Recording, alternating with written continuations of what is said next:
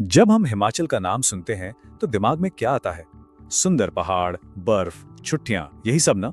लेकिन ये जमीन, ये सिर्फ एक टूरिस्ट डेस्टिनेशन नहीं है, बल्कि अपने अंदर हजारों साल पुराना इतिहास समेटे हुए है।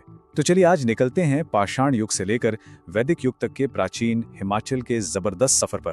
जरा एक पल के लिए सोचकर देखिए, जब ना कोई सड़क थी, ना कोई शहर, बस ऊंची ऊंची पहाड़ियां, गहरी गहरी घाटियां और बर्फ से ढके पहाड़ थे। ठीक इसी जमाने में, इसी जमीन पर इंसान ने पहली बार कदम रखा था। हमारी कहानी यहीं से शुरू होती है। तो सवाल ये उठता है कि पहाड़ों में ये पहले कदम किसने और कब रखे? इंसानी बस्तियों की शुरुआत आखिर हुई कैसे? चलिए इसके सबसे पुराने सबूतों की पड़ताल करते हैं। हमारी कहानी की शुरुआत होती है पाषाण युग यानी स्टोन एज से। ये वो समय था जब कोई लिखने पढ़ने का हिसाब नहीं था, कोई इतिहास नहीं लिखा गया, लेकिन पत्थरों पर छोड़े गए निशान हमें आज भी बताते हैं कि इंसान ने इन मुश्किल पहाड़ों में जीना सीख लिया था। तो भाई, हमें ये सब पता कैसे चला? आर्कियोलॉजिस्ट्स को ऊना, कांगड़ा, बिलासपुर और हमीरपुर जैसे जिलों से सबूत मिले हैं। वहां पत्थर की बनी कुल्हाड़ियां, ब्लेड और खुरचनी जैसे औजार मिले हैं। और यही औजार इस बात का पक्का सबूत है कि यहाँ मानव सभ्यता की जड़ें कितनी गहरी हैं। इन औजारों से उनकी जिंदगी की तस्वीर कैसी बनती है? देखिए, इसका सीधा सा मतलब है कि वो शिकारी थे, पूरी तरह जंगल पर ही निर्भर थे।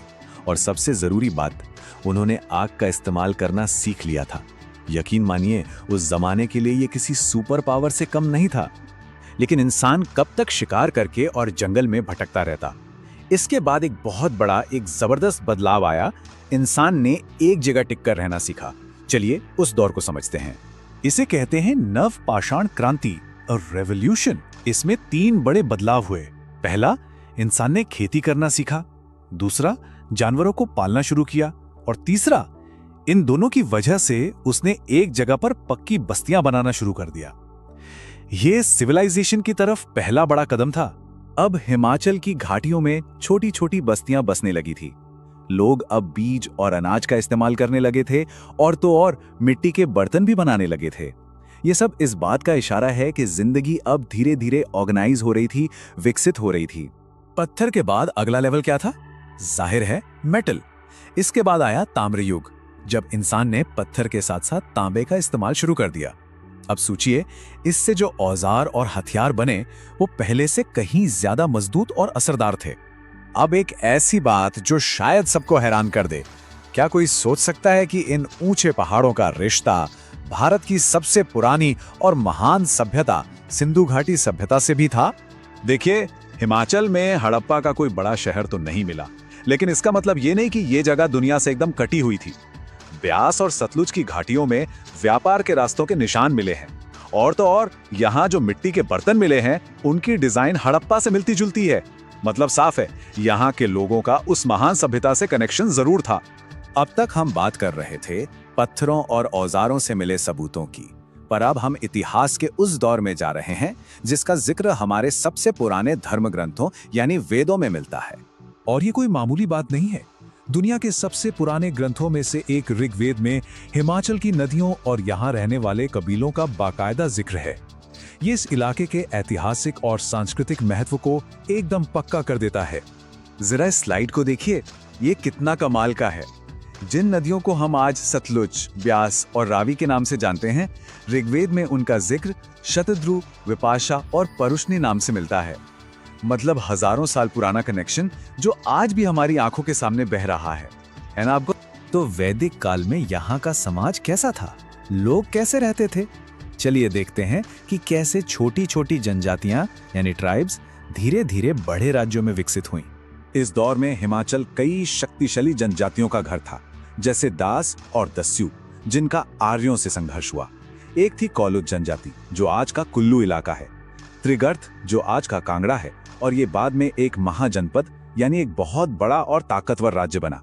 और हाँ, औदुंबर जनजाति तो इतनी एडवांस थी कि वो अपने सिक्के खुद बनाती। समय के साथ यही जनजातियां और विकसित हुईं और जनपदों में बदल गईं। ये एक तरह के छोटे छोटे राज्य थे। इनके अपने राजा होते थे, अपनी राजधानियां होती थी और अपनी सेनाएं भी। इनके बीच आपस में व्यापार भी होता था और कभी कभी लड़ाइयां भी। इस प्राचीन युग ने हिमाचल को सिर्फ राज्य ही नहीं दिए, बल्कि एक ऐसी संस्कृति और परंपरा भी दी जो आज भी जिंदा है और हिमाचल की पहचान है।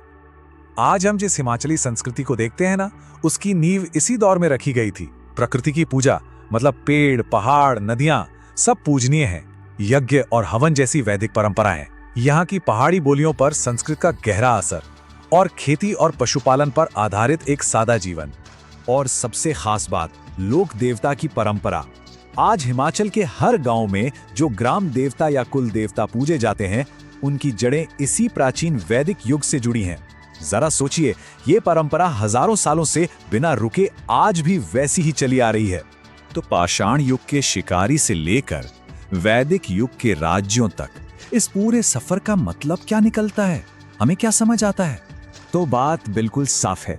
प्राचीन हिमाचल का इतिहास कोई छोटा मोटा चैप्टर नहीं है, बल्कि ये वो नींव है जिस पर बाद में राजपूत, मुगल और ब्रिटिश काल के इतिहास की पूरी इमारत खड़ी हुई।